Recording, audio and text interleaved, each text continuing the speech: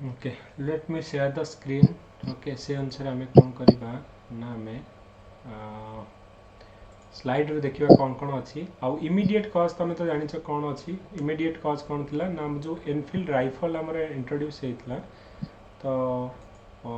ସେଇଟା को कौन कराला ना इमीडिएट कज एनफिल्ड राइफल रे तो यहाँ को भावुले कि ये हूँ कौन ना जानी शुणिक मैंने एंटर जो यहाँ को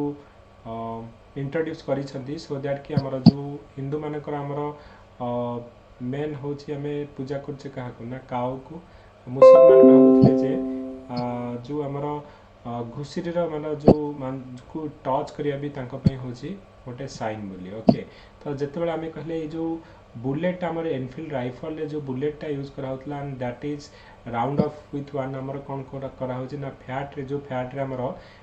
दैट इज ए फैट माने जोटा कि मेड अप ऑफ काउ आउ पिग रो फैट रे हेची तो डेफिनेटली जेतो आम सेटा को दांतरे काम की यूज करिवार थिला तो यहाँ को आम कौन करवा ना इमिडिएटली आम भाविया जे आम जाति चली जीव तो से भावुले जे एव्री इंटेंशन एमानकर जे to put our religion in danger. Okay तो से दैट इज हूँ कौन ना तुम कह गोटे जे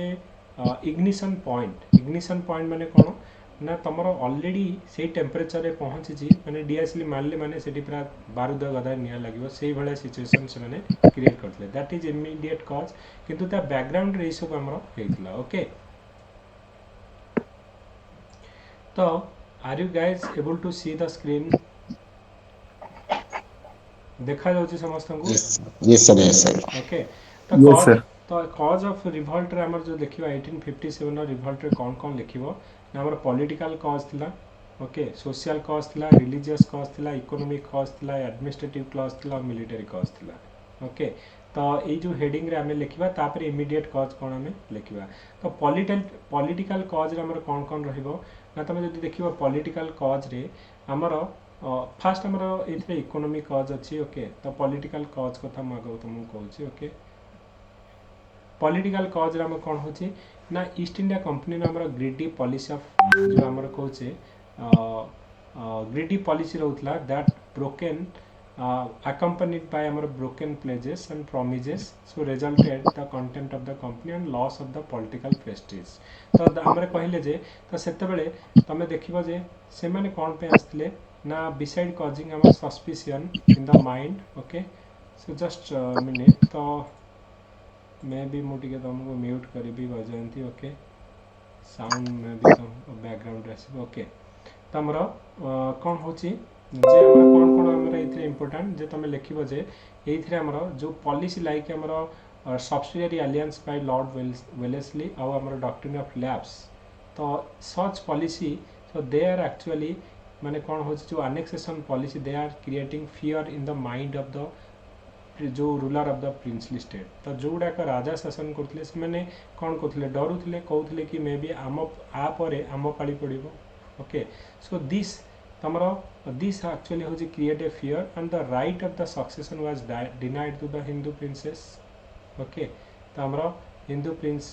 जो प्रिंसेस मान को कौन करागला ना राइट टू डिनाइड तापर मोगल माने Mughal were humble when and on the prince आमर जो फखरुद्दीन डेथ 1856 रे कहगला जे whose succession has been recognise conditionally by Lord Dalhousie. Lord Canning announce that the next prince on the succession would be renounce the legal title जो मोगल रो सम्राट कह जाउथला। Okay तो तांकर से लीगल टाइटल आउ तांको पाखे रहिबनी। ओके इवन इफ तांकर जो आंसेस्ट्रल जो मोगल पैलेस थिला तांको भी सेटा दिया जीवनी। ओके तो in addition to renunciation of renunciation हमें कहवा जे एग्रीड अपन आम प्रिंस फारुखुद्दीन तो यही सब जो जिनसटा है जो आम डॉक्ट्रिन ऑफ लैब्स है कि सब्सिडियरी एलियंस है तो जो थी कि से डिफरेंट स्टेट को आम आनेक्सेसन करुले कि आमर प्रिंसली स्टेट मैंने डरुले कि may be they will lose their आमर जो स्टेट तो यहाँ गोटे इम्पोर्टाट कज था। सेकेंड है आमर जो मुगल सम्राट रहिले आमर मुगल जो मैंने कि जो तांकर राजा जो मैंने रोते। ओके तो से आमर कौन ना लीगल टाइटल से ठू निया आउ इवन इफ तांकर मुगल पैलेस भी से निया। ओके तो जो पॉलिटिकल कॉज तुम कौन कौन लिख ना लॉर्ड डेलहाउसी जो आमर सब्सिडारी एलियंस जो डॉक्ट्रिन ऑफ लैप्स रहा कि आमर लॉर्ड वेलेस्ली आमर जो आमर रहा सब्सिडारी एलियंस जोटा कि ना आनेक्सेशन लॉट ऑफ स्टेट तो Indian ruler are angry and insecure तो जमीती कि रानी झांसी हेले लक्ष्मी बाई हेले नॉट अलाउड टू माने अडप्ट ए सन तो से स्टेट निया एग्जांपल दे पार जमी सतारा है संबलपुर है ओके तो यहाँ को आनेक्सेशन कराइला इवन इफ दे आर माने पुटिंग जे माल एडमिनिस्ट्रेशन रे से अवध को आम आनेक्सेशन करते तो युवा हूँ आम पॉलिटिकल कॉज रे आसो तो दुईटा निहाती लिखो सब्सिडारी एलियंस आउ गोटे है कौन आम जो डॉक्ट्रिन ऑफ लैप्स तो यहाँ आम पॉलिटिकल कॉज रे निहाती लिखो ओके तो सब्सिडारी एलियंस आम जो फास्ट नवाब ऑफ अवध को ये फोर्सफुली साइन कराइला आम सब्सिडारी एलियंस रे ओके तापर हूँ तुम जदि देख एडमिनिस्ट्रेटिव कॉज कौन कौन थिला ना एडमिनिस्ट्रेटिव कॉज रे तुम देखिबो जे करप्शन आम रैम्पेंट करप्शन होता कंपनी एडमिनिस्ट्रेशन भितर एक्सपेशली जो माने कि एमंग द पुलिस थिले आउ कि ऑफिशियल थिले तो लॉयर जो माने जज थिले तो से माने कौन करथिले ना लॉट ऑफ करप्शन रे इन्वॉल्व थिले ओके तो in the view of many historian rampant corruption we see now in India is a legacy of the company rule जदि आमे कहबा आम इंडिया रे एते करप्शन केमिति आसिला तो यहाँ आमर ब्रिटिश ही देकी जाइछन्ती करप्शन रो माने जो कैरेक्टरिस्टिक्स गुड़ाक आमर देकी जाइछन्ती कारण ईस्ट इंडिया कंपनी बेले भी आमर बहुत गुड़े आम करप्शन होतला ओके तो सब बेले देख आउ गोटे एडमिनिस्ट्रेटिव कॉज है कौन ना the character of the British rule imparted a foreign and alien look into the eyes of Indian देख मोगल मान को कहीं आम मोगल मैंने भी बाहर आसते तो से भी आम इंडियन ओरिजिन नुह बाहर आसिक इंडिया को शासन करते तो मोगल मान को कहीं आम एक्सेप्ट करदे आउ एमान को कहीं आम एक्सेप्ट करूँ ब्रिटिश मान को तो गोटे कज हूँ जे देख ब्रिटिश मैंने आसिले तो यू कौन कले ना जहाँ भी आम इंडिया रे आमर रहीकि से माने एडमिनिस्ट्रेशन चलाउथिले कि जहाँ करथिले कि बेनिफिटा इंडियन मान को दौन बेनिफिटा कौटी करथिले से तांको ब्रिटिश रे करुथिले रॉ मेटेरियल एठी जो कौन करथिले नौथिले माने ड्रेन ऑफ वेल्थ थ्योरी रे रॉ मेटेरियल सब किछि एठु नौथिले इंडस्ट्रियल डेवलपमेंट कोठी करथिले से माने ब्रिटेन रे करथिले से माने यदि चाहि थांते एठी भी इंडस्ट्रियल डेवलपमेंट इंडिया रे करि परिथांते एठी भी तांगर फैक्ट्री लगै परिथांते एठी भी इंडस्ट्री डेवलपमेंट करथांते इंडिया रे लोक माने एम्प्लॉयमेंट पाई परिथांते किंतु से माने केबे भी चाहि नांती जे इंडिया रे डेवलपमेंट करिया पई कि इंडस्ट्रियल डेवलपमेंट करिया पई तो सब बेले से माने कोन करथिले एक्सप्लॉइट करिया चक्कर रे रहिले ओके तो आमर जो एब्सेंटी सोभरनिटी कथा कह जाउची जे तमे रुह तमे शोषण कर तुम्हें जहाँ भी करुच किंतु डेवलपमेंट तो इंडिया रे पुणी कर किंतु they are not at all bother about the development of anything agriculture हो इंडस्ट्री हो कि इंडस्ट्रियल डेवलपमेंट हो तो they are not at all worried about all this तो से माने गोटे कम करुले जे एक्सप्लॉइट करुले आमर वेल्थ आउ आमर जो आम कहबा जे रिसोर्स गुड़ा को आमर से माने कौन करथिले ना एक्सप्लॉइट करथिले तो आमर एडमिनिस्ट्रेटिव कॉज रे आसीबो सोशियो रिलीजियस कॉज रे आम देखिले जे आमर जोड़ाक आमर क्रिश्चियन मिशनरीज है तो यहाँ आम स्पेक्ट्रम बुक रो ओके तो ये खाली पॉइंट उठेब कौन कौन पॉइंट एक है आमर तांकर जो मेन काम है जे जोड़ाक आमर क्रिश्चियन मिशनरीज है तो से गुड़ाक जो स्प्रेड कले तो दे आर एक्चुअली इंडिया माने सस्पिशियस नजर देखुले कि मैंने कौन आम धर्म चेंज करदेवे कि तो समस्त आमको हिंदू मुसलमान समस्त को कन्वर्ट करके क्रिश्चियन करदेवे कि ओके तो यहाँ हूँ कौन ना तांकर जो आउ सोशियो रिलीजियस रिफॉर्म जो करते यहाँ गोटे गुड आम कह आजिका डेट्रे आम जब रियलाइज करवा जे ना यहाँ ब्रिटिश मैंने बेटर काम करुले जे एबोलिशन ऑफ सती है कि आम विडो रिमैरेज को सपोर्ट करुले कि वोमेन एजुकेशन सपोर्ट करुले किंतु यही गुड़ाक से लोक आम एक्सेप्ट करुन ट्रेडिशनल ऑर्थोडॉक्स जो लोक मैंने बिल्कुल गाँ गहली गुड़ाक पसंद करेंगे कि विडो रिमैरेज कि आमर इवन इफ झील मैंने भी पाठ पढ़ा भी गाँ गहली तो पसंद करते तो सपोर्ट करते ये जो गोटे बेटर युवाक रिफर्म करने को चाहिए तो ये कौन करते ना जो मैंने ऑर्थोडॉक्स लोक थे सी कहले तुम्हें कि आमर जो सोसाइटी मुंड पुरेवाई ओके विडो रिमैरेज कथा यहाँ हूँ आमर गोटे tradition who are you to break our tradition abolition of sati हो कि वुमेन एजुकेशन आम झील पाठ पढ़े तुम ए मुंड पुरियार कौन अच्छी ओके तो ये आम ऑर्थोडॉक्स लोक रोते ओके तापर आम डिस्कसन कले जे आम जो टैक्स लगागला मस्क आउ टेम्पल लैंड में जो टैक्स लग जाए पसंद करेंगे कि भगवान जगह तुम टैक्स लगाऊच भगवान तुमको धर्म चाहिए ओके तो ये से कौन जो भाया जो गवर्नमेंट आसला टैक्स लगेगा मस्क आउ टेम्पल उपर हो कि आमर जो ये सब जो चेंजेस आणला सोशियो रिलीजियस जो हिंदू कस्टम जो थिला से गुड़ाक चेंजेस जो आणला तो युड़ाक आमर कौन कराऊँगी ना they are not accepted by the orthodox section okay for instance आमर कहला जे declaring that the change of religion did not debar a son from inheriting the property of the heart and father तो ये कहले जदि तुम ये modify custom रे मैंने करदे जदि तुम क्रिश्चियन को नौ माने अडप्ट करूच तुम जो माने कौन हो ना तुम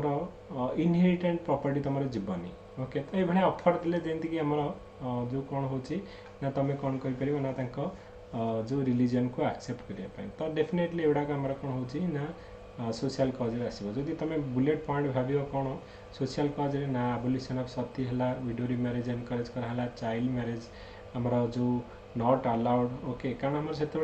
बाल्य विवाह होता तो सेगुड़ा बंद कर देते ओके तो युड़ाक इंडियन कस्टम आउ सोसाइटी मैंने इंटरफेयर करते तो interference of the British in the Indian social custom जोड़ा कि not accepted by the British okay sorry orthodox लोक जो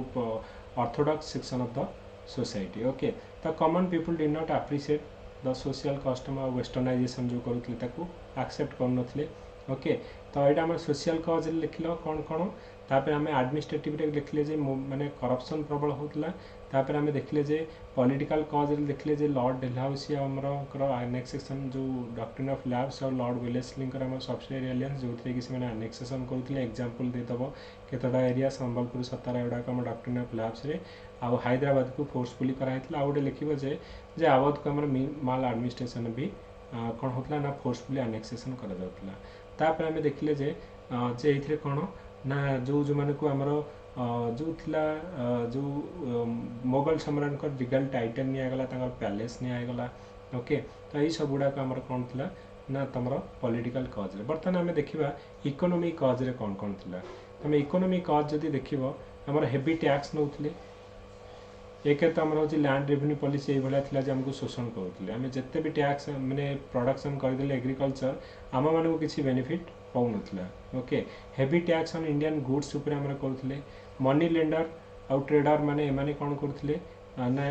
माने प्रबल पैसा नौले okay exploitation of the Indian handicraft आउ स्मॉल इंडस्ट्री मुझे कहली से माने कौन कले आमर इंडस्ट्री जो हैंडीक्राफ्ट आउ कटेज इंडस्ट्री को पूरा डी इंडस्ट्रियलाइजेशन करदे से माने कौन कले फिनिश प्रोडक्ट तांको ब्रिटिश रे तैयारी करके आनिकी कम बिना टैक्स रे इंडियन मार्केट रे बिकिले सो दैट आम इंडियन प्रोडक्ट गुड़ा कौन कम्पीट करि परिबनी फाइनली कौन हम ना जिते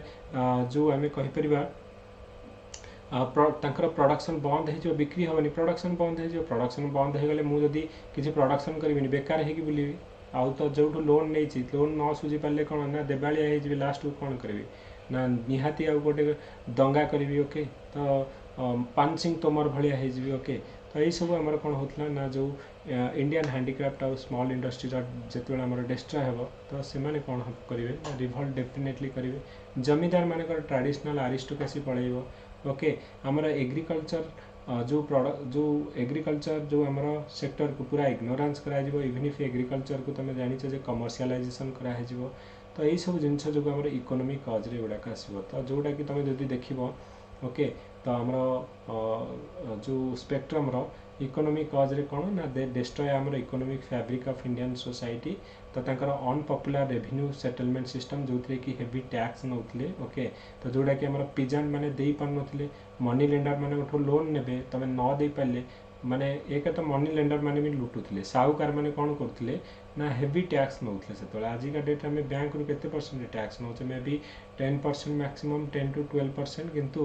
तांकटो कौन होतले ना 40% 50% लेबे तुम जी नहीं न सुझिला बेलू 5,000 नहीं सुझिला बेलू सी कहे 20,000 हो गला तुम सुझी पार तुम घर द्वारा बंधा पकईकि तुम जमी बाड़ी सब हड़प करके नहीं जाते ओके तो ये मनी लेंडर और ट्रेडर मानकर अन जो हेवी टैक्स रेट से नौले ओके जदि तुम नॉन पेमेंट करबनी तुमको तुम लैंड घर द्वारा सब कौन करते ना हड़प करके नहीं जाते। तो मनी लेंडर और trader emerge as a new landlord इस समय। तो तापर हूँ जो टैक्सेसन पॉलिसी थी हेवी टैक्स नौते आम रेवेन्यू पॉलिसी जमी आम कहले महालबारी है जमीदारी कि जो रयतबारी सिस्टम आम हेवी टैक्स नौते आम कहीपर आमर ये इकोनॉमिक कज आम कहले जो इंडियन हैंडिकैप्ट आउ विलेज जो कटेज इंडस्ट्री को डी इंडस्ट्रियलाइजेशन कराला माने मु आगे स्लाइड गुड़ा लिखी तापर समरीटा ये स्लाइड रे ही लिखे माने स्पेक्ट्रम बहीटा स्क्रीनशॉट यहाँ तुम ओके। तो ये कौन कौन थिला जदि तुम लिखब ये जे आमर कौन कौन इंपोर्टाट ये तो ये 4-5टा पॉइंट तुम ये स्लाइड रे रख इकोनॉमिक कज रे ओके।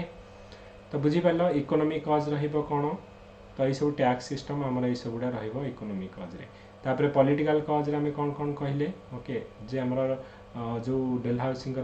डॉक्ट्रिन ऑफ लैप्स आउ subsidiary aliens plus annexation plus आमर भाता पता ये सब जिनस आमर जो से नहीं जाइए। तापर आम कहले एडमिनिस्ट्रेटिव कज रे कौन है ना रैम्पेंट करप्शन रोला एब्सेंटी सोवर्निटी रहा ओके। तो एगुड़ा ठीक है आमर माने पॉइंट वाइज करके लिखब। सोशियो रिलीजियस कज रे कौन कौन रहा डिटेल डिस्कसन कले क्रिश्चियन मिशनरी है कि आमर जो socio religious reform abolition of sati widow remarriage कि वुमेन एजुकेशन कि आमर जो लैंड जो मस्क आउ टेम्पल टैक्स बसुले तो यह सब जिन गुड़ाक वेस्टर्नाइजेशन जो मैंने पसंद कर influence outside of the event आमर कौन ना से समय आमर सीरियस लॉस होता ब्रिटिश मानकर ब्रिटिश माने भी केवल इंडिया नुहे अलग कॉलोनी भी थिला कारण से दुनिया जाक चारिआडे से कैप्चर करके रखी थे। तो 1857 आमर coincide with certain outside event जमीक British suffer loss serious loss in first Afghan war okay okay. तापर हूँ कौन तुम क्रिमियन वार होता पंजाब वार होता तो मैंने भाविले साइकोलोजिकली मैंने भाविले जे तो ये चारिआडू तो वार होती मैंने तो टे दबी दाबिकी थे आम कौन कर यही समय जब से अटैक करवा स्ट्रंग होगी मे भी हरईदे ओके। तो ये गोटे माइंड सेट रखिकी से हे। तापर हूँ आम मिलिटारी कज देखले कौन कौन ना मिलिटारी कज आम देखले जे मेन कथा हूँ जे से जो डिस्क्रिमिनेशन करा ओके आम condition of the service of the Indian army आउ जो कैंटोनमेंट इंक्रीजिंगली आमर came into conflict with the religious belief आम कहले जे जमीक आम कहले जो सिक्रेट एंड मार्क रहा तुम जदि कह पंजाबी जड़े हूँ सी जब ब्रिटिश आर्मी रे कह से भाई तुम पगड़ी भिड़ी पारबनी तो सीटा रिलीजियस एगेन्स्ट रे से पगड़ी भाई जो पंजाबी मानक गोटे सान आ गोटे गोटे रिलीजियस सिंबल गोटे ओके। तुम कह कौन सेक्रेट थ्रेड पिंधि पारे आम ब्राह्मण लोक जब मुझे पैता पकेबी तार मत धर्म चलीज आम भावुले ना से तो ये जो रेस्ट्रिक्शन ऑन वेयरिंग आम कास्ट और सेक्रेटेरियन मार्क्स हो तापर आउ सिक्रेट ह्यूमर एम को कहुला जे ओके। तो जो थे कि इंडियन सिपाही मानू एमाने कौन करुले ना जानी शुणी कि धर्म नष्ट करने बाहर को पठाया चाहते तो आम कहले गोटे जनरल सर्विस एनलिस्टमेंट एक्ट आसो जो थे कि कह जे बेंगल आर्मी रे जी चाकरी कर so they have to serve anywhere outside of the country तुम भी बर्मा को जापर तो सही केस कौन हम ना यू हैव टू माने क्रॉस द सी। तो जदि तुम हिंदू रिलीजन से टाइम कहला जदि गोटे थर तुम नदी पार हो गला समुद्र पार हो गला भाई तुम जाति चलीगला तुमको सोसाइटी रे कहीं एक्सेप्टेड करेंगे so loss of the caste. तो ये जो आसो तो मैंने कौन भावे ना डेफिनेटली भाविए जे आम धर्म को नष्ट करने प्लान करुँच ओके। तो एगुड़ा तुम लिखिपर तापर आम डिस्कसन अलरेडी करते जब पंजाब और सिंध एरिया जो मैंने चाकरी करते तुम धर बेंगल एरिया तुम पंजाब और सिंध जा चाकरी कर तुमको गोटे फॉरेन सर्विस अलाउंस मिलूला भत्ता बोली इवेन इफ आजिका डेट रे आम जदि यूएस जाऊे ऑनसाइड जाऊे आम कहे जो मैंने सफ्टवेयर चाकरी कर ऑनसाइड जाऊँ तुम इंडियन दरमा पाइब जहाँ जहाँ से अलाउंस आउ 1.5 लाख टका एक्सट्रा मिल तो सीटा हूँ डेपुटेशन अलाउंस आम कहे ओके। तो सिमिलारली से समय भी अलाउंस दि जाता किंतु कहगला जे तुम जो मैंने अलाउंस दि जाता जो मैंने कहगला जे एबे तुम से जो भत्ता जो मैंने पंजाब और सिंध एरिया चाकरी करते भत्ता मिलूला ए भत्ता भी तुम बंद कर दि जाए तो डेफिनेटली मैंने कौन ना मैंने अनहैप्पी हो ओके। तो सिमिलारली ब्रिटिश काउंटर पार्ट को से अधिक जदि आमर जो अधिक सैलरी भी दौले प्रमोशन भी माने शीघ्र होता। ओके तो दैट्स व्हाट से माने जो सैलरी को हो जो आमर एनरोलमेंट को लेकिन हो सैलरी को हो कि पेंशन को लेकिन हो कि प्रमोशन रे सो दे आर ऑलवेज हूँ डिस्क्रिमिनेटेड कंपैरिजन टू आमर जो मैंने आमर रोते ब्रिटिश आर्मी। तो Indian sipahi was made to feel a subordinate at every step and discriminated against the जो racially and the matter of promotion and privilege. Okay तो युवाक आम मिलिटारी कज रे सब आसो आउ इवन इफ तुम कौन होता ना जो मैंने नहीं कि आसी तुम जो मैंने सोल्जर थिले तो से मैंने कौन ना जनरली आमर सोल्जर मैंने पिजान थे कृषक थे तो प्रति घर जो मैंने जाइए से देखिए जे मुझे सीना आसी ब्रिटिश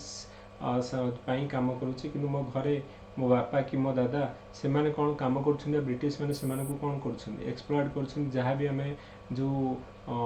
माने एग्रीकल्चर एक्टिविटीज इनवॉल्व होकर प्रोडक्शन कलु सब तो से ही नहीं तो सब मन भर गोटे राग रहा ना तो the sipahi in fact they are at the peasant in the uniform सीना सी सिपाही यूनिफॉर्म पिंधि कि मन तो हूँ पिजेंट ना because they are belongs to a peasant family. तो से यही सब जिनस गुड़ाक देखुं गाँ गहली को आइला बेले एमती ब्रिटिश मैंने आमको शोषण कर सब नहीं गले कि आमर ये किसी फायदा होनी। ओके सब से मैंने ब्रिटिश एगेंस्ट गोटे कौन हम भर मन गोटे राग आसो। ओके तो हुज मैंने the peasant are the actually peasant in uniform sipahi तो whose conscious was not divorced from that of the rural population. Okay the army voiced grievances other than its own and the movement spread beyond the army. Okay तो ये observer S Gopal ये कही तापरे immediate cause हूँ कौन। Okay तो spark आमर कौटू start है इमीडिएट कॉज हूँ जे एमाने कहले देख आमर जाति नवापाई आमर माने रिलीजन को डिस्ट्रॉय करने कौन कर जो अटा आमको मेस रे खाया दौरान ना रुटी तो से अटा फ्लोर एमाने बोन डस्ट मिलाऊँ। ओके तो हाड़ आम कहे गुंड हाड़ मिसाऊँ सो दैट कि आमर कौन कराव ना आम जाति पड़ेगा आ इमीडिएटली जो एनफिल्ड राइफल मैंने इंट्रोड्यूस करले आउ एनफिल्ड राइफल गोटे आमर कौन कैट्रेज जोटा यूज कराला that cartridge is actually greased wrapping paper गोटे यूज कराला। तो से जो कैट्रेजटा आमर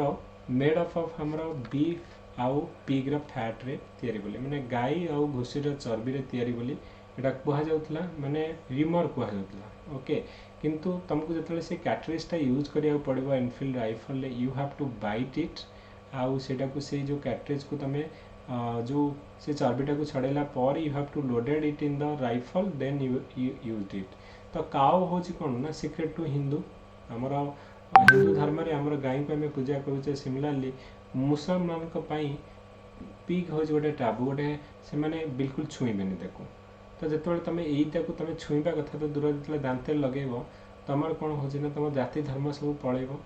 डेफिनेटली कौन हो यही जो आम भितर जो फियर रहा जो सिपाही मान भितर जे आमर अटारे मैंने एक तो बोन डस्ट मिसाऊँ दुई रे जो एनफिल्ड राइफल नहीं कि आसी से तो पुणी गोटे आमर कैट्रेज जोटा कि आमर कर चर्बी लगी जोटा कि गाई आउ घुसीर चर्बी अच्छी। तो ये सब डर जो रहा एम किसी कलेनी। ओके सिपाही मैंने भाविले जे मैंने करूना जानी शुणी मैंने आम धर्म बोधे चलीज। तो इमीडिएटली एम कौन करेंगे तो तापाई रिभल्ट करेंगे। तो मंगल पांडे मूवी देखी से मंगल पांडे मूवी रे गोटे थर आम जो कैट्रेज गुड़ाक जाऊ गोटे जगह पड़ज आउ कुकुर आसिक खाऊे तो से भावे जे चर्बीटा निहाती चर्बीटा और कुकुर आसिक टच कर खाऊ मैंने चर्बी अच्छी तो से कन्फर्म हो। तो जो थे कि मंगल पांडे तुम जानी रिभल्ट करेंगे यूज करने को मना करेंगे आउ जो कहे फायरिंग कर प्रथम से रिभल्ट आमर स्टार्ट हम। ओके तो 1857 कज आमर पड़ा तो यहाँ हूँ आमर इमीडिएट कज। ओके तापर आमर केमी स्प्रेड है। ओके तो जेहेतु यहाँ 60 मार्क क्वेश्चन तुम किसी भी पोर्सन आमर केमी स्प्रेड है आम लिखा जे आमर फास्ट बाराकपुर जो आमर रे मंगल पांडे आमर जो कि 34th आमर N1 स्टेशन बाराकपुर थे सी आग स्टार्ट करेंगे। तापर 23 मार्च 1950 जो 1857 रे तापर ताकू देखिए आमर जो स्टार्ट हो कौन ना 85 जो पीपुल इन 3rd कैवलरी मिरट से भी कहे जे आमे ये जो चर्बी लगी जो कैट्रेज आमे भी यूज करूनी।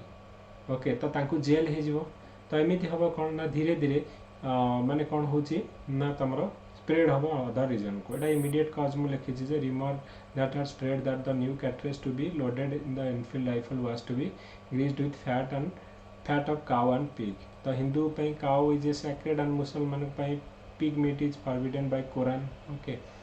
तो युवाक आम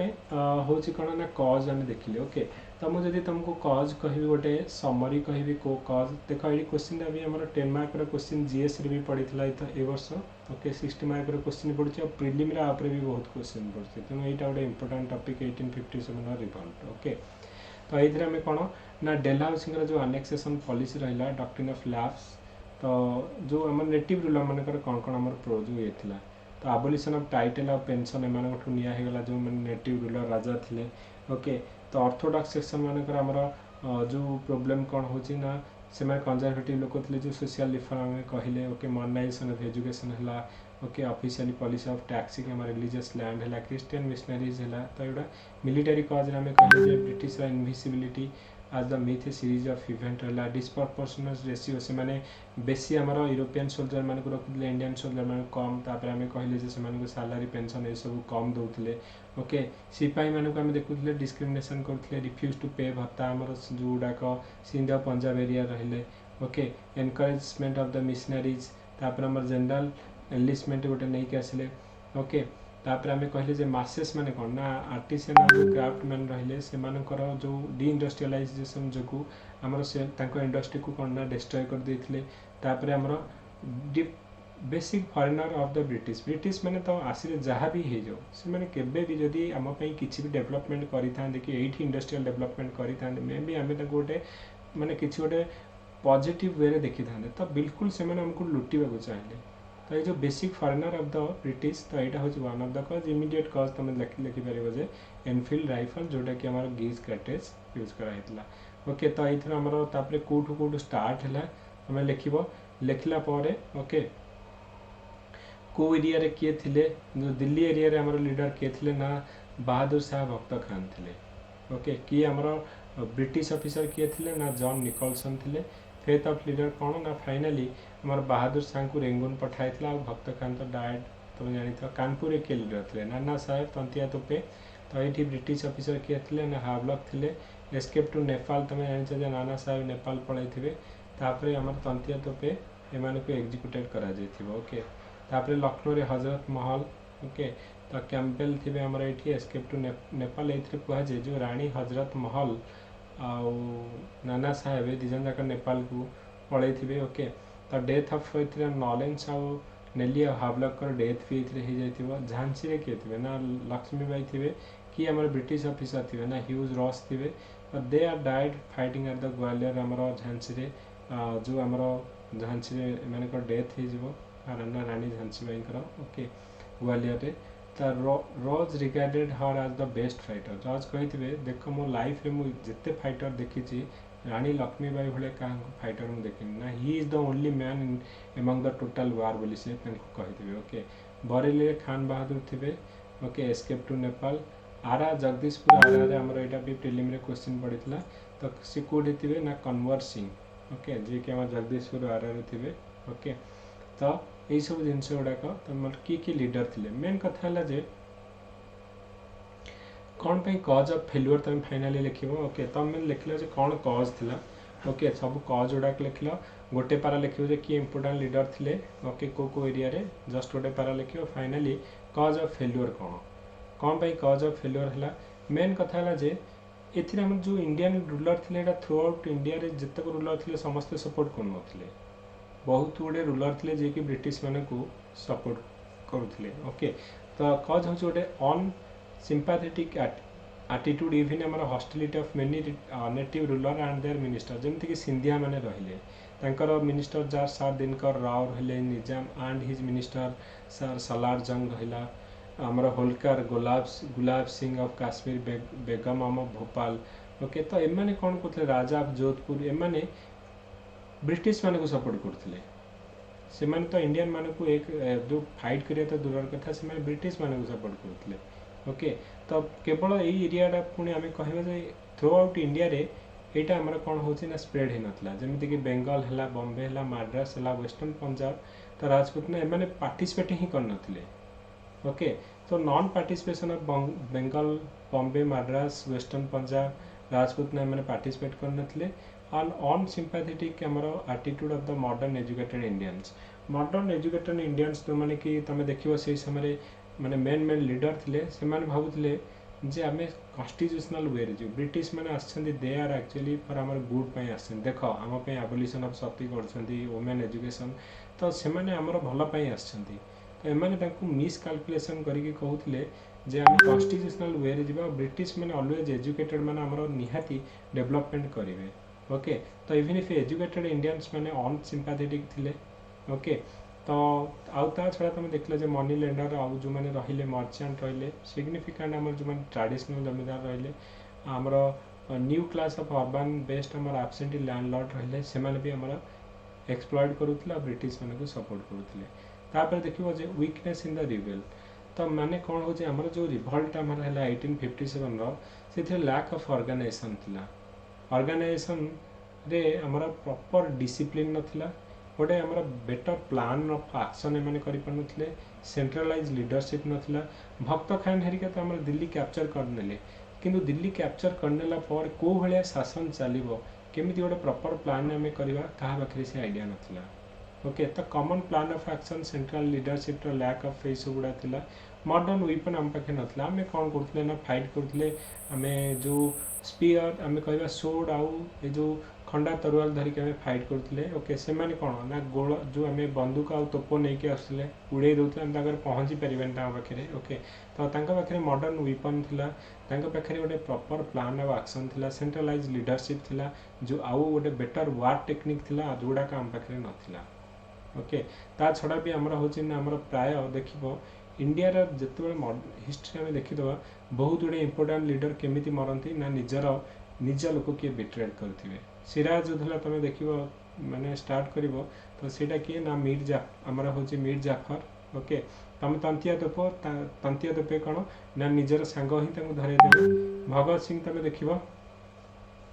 ओके तो भगत सिंह भी आमर कौन करेंगे ना तांकर निजर सांग ही कहीदेवे यही संडर को मर्डर कर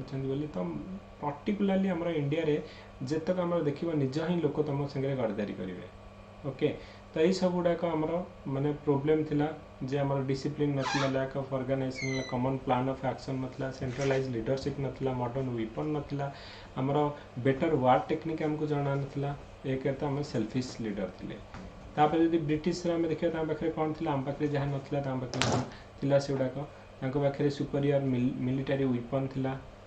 कॉमन आमर एबल लीडरशिप थिला स्ट्रॉन्ग टेक्निक थिला तांको ओके तो यही सब जिन गुड़ाक आम पाखे थिला जहाँफल कि से सक्सेस हेले आमे फेल्योर हेले ओके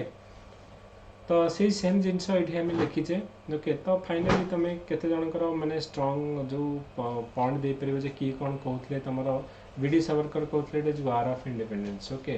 तो किंतु आरसी मजुमदार और एसएन सेन कहते जे it is not an organised national revolt एटा कहते आरसी मजुमदार कहते नाइदर फास्ट नॉर आमर वार ऑफ इंडिपेंडेंस किंतु कंक्लूजन में तुम कौन कर जदि भी आमर 1857 रिवोल्टा इंडिपेंडेंस वार न हेले भी तो यहाँ गोटे आम भर गोटे जो नेशनलिज्म फीलिंग क्रिएट करिवो जोटा कि गोटे बेटर प्लेटफॉर्म हमको दब ओके तो फ्यूचर जो मूवमेंट गुड़ाक आमर आगु को हम तो आमर जो गांधी जी आसवे नेशनल मूवमेंट गुड़ा करिवो माने करिवे जो गुड़ाक तो से गुड़ाक कौन हम ना गोटे आमको गोटे वे देदब जे आमको गोटे बेटर प्लेटफॉर्म दब जे नाई आमे ब्रिटिश एगेंस्ट आमे कौन करिवा ना फाइट करिके इंडिपेंडेंस आनी परिबा सो कंक्लूजन में तुम लिखि परिबो not quite the first war of independence but sowed the seed of nationalism तो यू nationalism रो जो मंजीटा पोता गला and this is quest for freedom for alien rule तापर हमर जो देखिबो नेशनल मूवमेंट हबो सब हमर नॉन कॉर्पोरेशन मूवमेंट की सीडीएम की हमर क्विट इंडिया मूवमेंट हबो तो सी जो नेशनलिज्म रो फीलिंगटा एठू हमर तार मंजीटा एठी हमर 1857 रो रिवोल्ट रे होइथबो जोटा कि फ्यूचर रे जाय कि हमर इंडिया इंडिपेंडेंस हो 1947 ओके तो ये क्वेश्चन कौन कौन लिखिबो तुम बुझी पला कंक्लूजन दबो कॉज ऑफ फेल्योर कौन रहिला किए इंपोर्टेंट लीडर को ईयर थिले कौन कौन कॉज थिला ताको लिखिकी 60 मार्क रे क्वेश्चन तुम लिखिकी रखिबो। सर हिस्टोरियन मानकर पॉइंट ऑफ व्यू लिखा पड़ो ना। हाँ हिस्टोरी मानकर हाँ हिस्टोरियन मानकर पॉइंट ऑफ व्यू जमती कि आम कहले ना जो लास्ट केते जन जो बीडी सावरकर जो एमानकर जो कहले ओके आरसी मजुमदार मानकर कहले ओके तो से पॉइंट गुड़ाक ये लिखो आउ गोटे कौन कर से फोल्डर रे मु हिस्ट्री जो फोल्डर आम मेंशन करते जो बलियान नोट भी आम ये मेंशन करते तो गोटे थर देखो से कौन कौन हिस्टोरियन पॉइंट ऑफ व्यू कौन कौन अच्छी ताकू पढ़ यहाँ तो आम कहीदे ओके ब्लू प्रिंट आमर या ओके तुम लिखला बेले आउ टे सोर्स से कौन करना पढ़ी डॉक्यूमेंट रु बेटर करके आंसरटा लिखिकी ओके तो मत पठेब रिव्यू करवा आम आंसरटा तो रिव्यू करके आम तार गोटे फाइनल आंसर लिखिकी रखा ओके। सर से नोट रे देखतली सर हिस्टोरियन मानकर पॉइंट ऑफ व्यू लिखा है तो नहीं जो हिस्टोरियन मानकर पॉइंट ऑफ व्यू आम कहले ना तो ये कौन कर ना तुम युवा लिखिपर ओके तो व्यू आमर कौन कालमा ये जो ए जो दि जाए ओके जो स्पेक्ट्रम रे जो दि जाए तो ये तुम किसी पॉइंट ऑफ व्यू जोटा लास्ट को मुझे मेंशन करी ओके तुम से कहीपर ये कौन आमर किए कहते ओके तो ये आम कौन कहते कि ओके तो दी चार जनकर आम यू देपर तो यहाँ ये कहते लॉरेंस आउ सेली कहते मियर गोटे सिपाही मिटिंग था ओके तो आउ केते जन का आम जेम्स जो आउटराम कौन थी ना it is a Mohammedan conspiracy making capital of Hindu grievances question तुम पढ़ी 20 मार्क रे a Mohammedan conspiracy making capital of Hindu grievances तुम देखिए प्रीवियस क्वेश्चन यहाँ 20 मार्क पड़ा तुम जिते जो स्पेक्ट्रम पढ़ुच लास्ट को जार जहाँ स्टेटमेंट ना तुम जो 20 मार्क पड़ो एमती स्टेटमेंट तुम ये क्वेश्चन ही बुझीपर यहाँ कौन थी a Mohammedan conspiracy making a capital of Hindu grievances तार कौन यहाँ 1857 रिभल्ट उपर आमको लिखा कहुए तो जिते बही पढ़ुचे स्पेक्ट्रम बहीटा को मन रख तार जो स्टेटमेंट गुड़ाक दि जाए मैंने ऑप्शनल पॉइंट ऑफ व्यू मुझे कहूँ प्रिलिम पॉइंट ऑफ व्यू तो दरकार नहीं ऑप्शनल पॉइंट ऑफ व्यू यहाँ निहाती दरकार कारण एमती गोटे स्टेटमेंट उठे पकईद तुम भाव जो कौन कौटी होता मुझे जना पड़ूनी ओके निहाती तुम कौन कर गुड़ाक पढ़ ओके ओके तो डोंट वरी देख मुझे तुमको कहीदे ओके खाता मु ऑलरेडी माने जो देखी जो माने यूपीएससी जो सॉरी ओपीएससी जो खाता देखा एति जदि तुम लिख माने पिला को 60 ରୁ 50 मार्क मिले एति भी नुहे आठ भी माने माने मु कहि एते भी बेटर लिखाएनी एति भी जब तुम लिखिदेव तुम भाव जे ग्यारंटी तुम 50 मार्क रहिबो ओके तुम बेसी किसी भावियानी किंतु जो क्वेश्चनटा आम लिखा तुम भाव जे जहाँ पॉइंट रखा रखा प्लस किसी हिस्टोरियन मानकर व्यू रखा ओके तो आउ तुम देख जदि यूपीएससी लेवल जो मैंने प्रिपेयर करमर जो बलियान नोट हेरिका कि अलग जो तुम पाइब आउ किसी पॉइंट लिखी गोटे मॉडल आंसर रख ओके तो ये सेम जिनस आम कौन करवा ना पूरा मॉडर्न हिस्ट्री जहाँ जहाँ क्वेश्चन आम सिलेबस धरवा जहाँ जहाँ क्वेश्चन पढ़ी और पढ़ला भाया मैं लिखिकी रखा ओके सो दैट कि आमर कौन हम जो क्वेश्चन पड़ो 1857 रिभल्ट जे आम ठू कहीं बेटर आंसर लिखे तो ये माइंड सेट रहा तो ताहले जाके आम 240-45 आम रखिपर ऑप्शनल ओके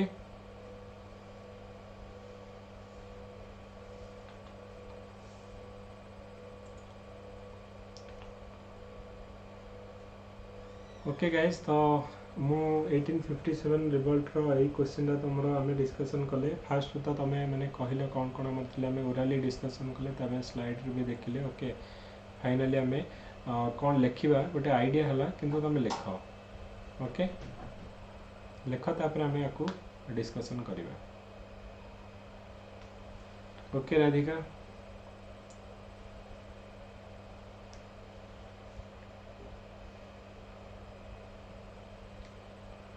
बैजयंती एनी अदर पॉइंट तुम्हें ऐड कर कि एथिरे किछि आउ माने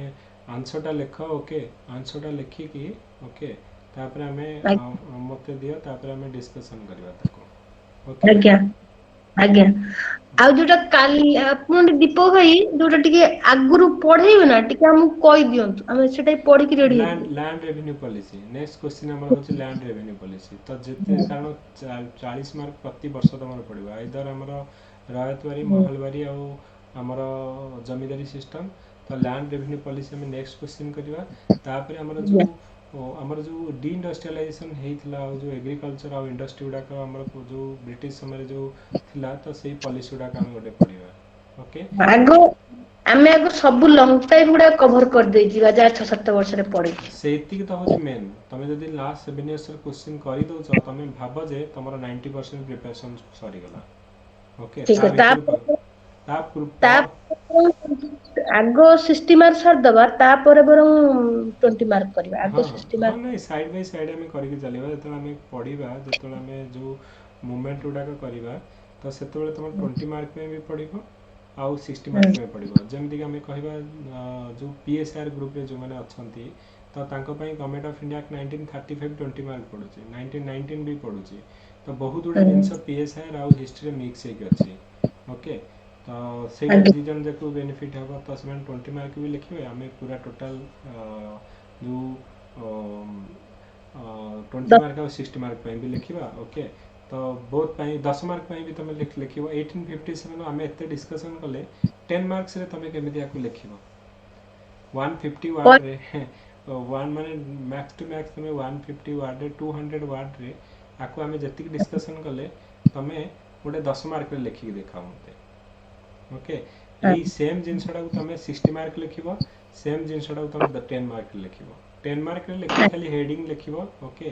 किछि कहबा दरकार नै खाली सोशल रिलीजियस मूवमेंट रे women education abolition of sati widow remarriage आउ हमर होजे कोन ना taxation on the religious land and mosque सरला टेंपल एटा रिलीजियस रे गला पॉलिटिकल रे कोन गला ना हमें डिस्कशन कले जे हमर जो पॉलिसी ऑफ हमर डॉक्ट्रिन ऑफ लैब्स ऑफ हमर डेलहाउसी लॉर्ड वेलेस्ली कर हमर जो पॉलिसी रहिला तो सेडा को तमे डायरेक्टली मेंशन करबा कोथरे ना हमर जो रहिला हमर जो पॉलिटिकल एरिया जे हमर जो एबोलिशन ऑफ टाइटल रहिला एबोलिशन ऑफ हमर पेंशन रहिला एबडा को तो जस्ट खाली बुलेट पॉइंट लिखिबो ओके किंतु हमर जतबेला हमें ऑप्शनल लिखु जे डिटेल लिखिबा ओके तो एटा हमर 10 मार्क रे भी ए वर्ष पडितला दि थर तीन थर पडलानी एटा 10 मार्क्स रो ओके तापर सिस्टम आगर पडुची आ प्रीलिम रे भी पडुची हमर ए सब जो कवर सिंग ए सब हमर प्रीलिम रे भी पडितला ओके तो ओडे इंपोर्टेंट टॉपिक भलसे पडिबो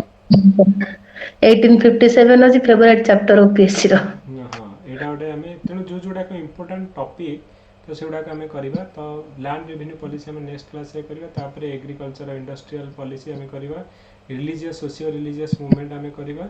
ओके तापर हमर जो मूवमेंट गुडा का हमें करबा तो मॉडर्न इंडियन पार्ट रो जो जो गुडा अछि सेडा का हमें कवर करबा okay and don't worry okay answer writing करी के हमें दे बेटर माने तमे एते कॉन्फिडेंट रह जे जहां भी क्वेश्चन परीक्षा रे पड़िबो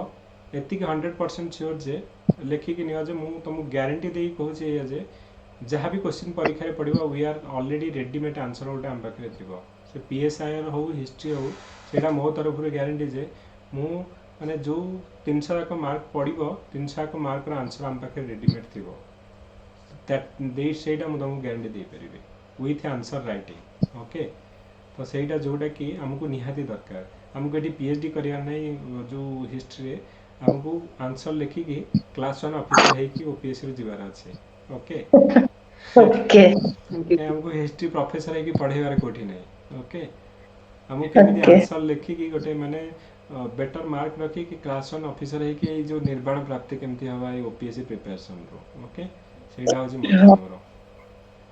सर आंसर राइटिंग ता केबे पठेई केते दिन ई संडे भीतर देखो तीनटा क्वेश्चन मु तुमको कहली काली हमें जो लैंड रेवेन्यू पॉलिसी डिस्कशन करबा और एग्रीकल्चर हमर जो डी इंडस्ट्रियलाइजेशन है सब गोटे क्वेश्चन ता हमें देखिबा तीनटा क्वेश्चन हमें नेक्स्ट संडे सुधा लिखि कि ओके तमे लिखिबा स्टार्ट करो गोटे सरला तमे लिखिबा स्टार्ट करे एटा को हमें लैंड रेवेन्यू पॉलिसी डिस्कशन गला पर ताकू बा लिखिबा स्टार्ट करिवो तो 7 दिन भीतर हमें तीनटा क्वेश्चन लिखिबा को ट्राई करबा ओके ओके सर जोटा कि हमर देखो प्रिलिम ପାଇଁ ବି ହେଲ୍ପ କରିବ जीएस पेपर 1 ପାଇଁ ବି ହେଲ୍ପ କରିବ ओके तर तापर हमर ऑप्शनल ପାଇଁ भी हेल्प करिवो तो एटा होचे स्ट्रेटजी हमर जोटा कि तीनटा जाको को हमको हेल्प करिवो तो सेही वे रे हमें जाउचे सेति पे हम कहूचे जे हिस्ट्री पॉलिटिकल साइंस नेले बेनिफिट कोन एया होचे बेनिफिट ओके कारण तमर ए वर्ष टाइम मिलिबन तुमको